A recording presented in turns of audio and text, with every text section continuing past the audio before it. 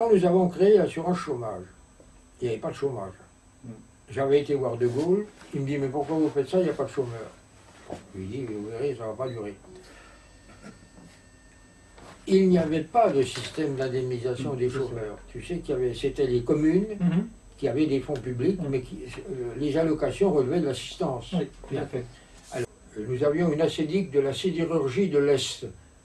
Et pendant des mois, nous comptions un chômeur. Et nous disions en blaguant, pourvu que le ciel nous garde. Les choses se sont dégradées quand Nixon, le président des États-Unis, a mis un terme à ce qu'on appelle la convertibilité du dollar. En 1971. C'est ça. Alors, de ce fait, le dollar a perdu 50% de sa valeur. Les producteurs de pétrole ont donc brutalement augmenté les prix du pétrole, ce qui a déséquilibré les économies occidentales. C'est ce qu'on appelle les chocs pétroliers. Et à partir de là, nous étions restés jusqu'à l'événement en deçà de 200 000. C'est après, alors que la dégradation de l'emploi s'est manifestée, puisque nous avons atteint jusqu'à plus de 3 millions de chômeurs. Alors pour revenir à cette négociation de mise en place de l'assurance chômage, Oui. Est-ce que tu peux rappeler les principaux points de discussion qui ont eu lieu à ce moment-là? Je te rappelle simplement que tu indiques dans une interview sur le sujet que tu étais favorable, toi, à un système centralisé et que tu as été convaincu par des négociateurs du CNPF de l'époque d'aller vers un système qui n'était pas centralisé. Décentralisé, et je crois que ceux qui m'ont convaincu d'adopter un système décentralisé avaient raison, parce que c'est toujours difficile de, comment dirais-je, de gérer quelque chose globalement du sommet. Enfin, il s'est passé quand même beaucoup de choses. Serac et moi, nous étions convaincus que le plein emploi ne durerait pas du fait que les systèmes protectionnistes qui caractérisaient l'économie française depuis Colbert se trouvaient affaiblis du fait du marché commun. Et nous étions convaincus que ça finirait comme ça.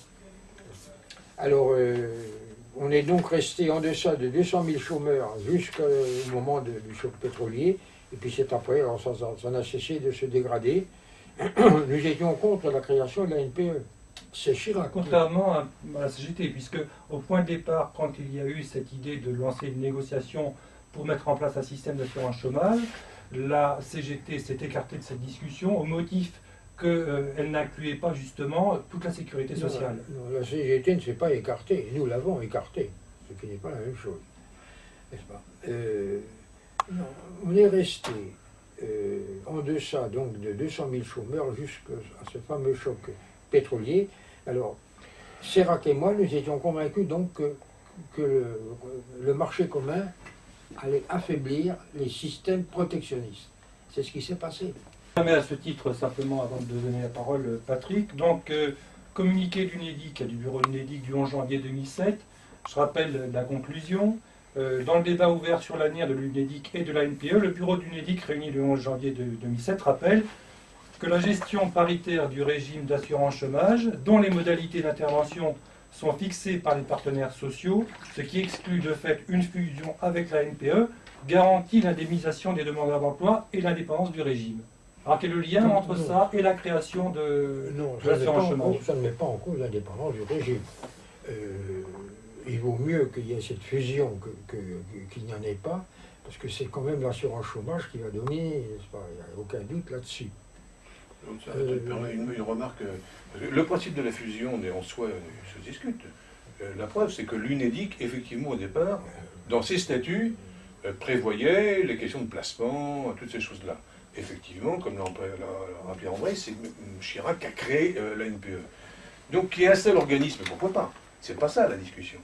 La discussion, c'est est-ce qu'il y a un seul organisme qui conserve des règles de paritarisme et indépendance vis-à-vis de l'État, ou est-ce qu'on crée un organisme étatique, et là, on crée un instrument extrêmement dangereux pour la démocratie aux mains de l'État et de ceux qui tiennent l'État. C'est soit l'étatisme, que je dirais plutôt stalinien d'ailleurs, soit la pratique contractuelle qui inclut le paritarisme. Et la discussion actuelle sur fusion ou pas, c'est pas simplement un organisme ou deux organismes. Ça, pour moi, c'est une question secondaire. Par contre, qui contrôle cet organisme? Est-ce qu'on met en place un service public de l'emploi contrôlé par l'État, avec tous les dangers que ça peut engendrer Oui. pour la démocratie? Ou est-ce qu'on maintient un système géré paritairement? C'est ça la discussion. On maintiendra le système géré paritairement.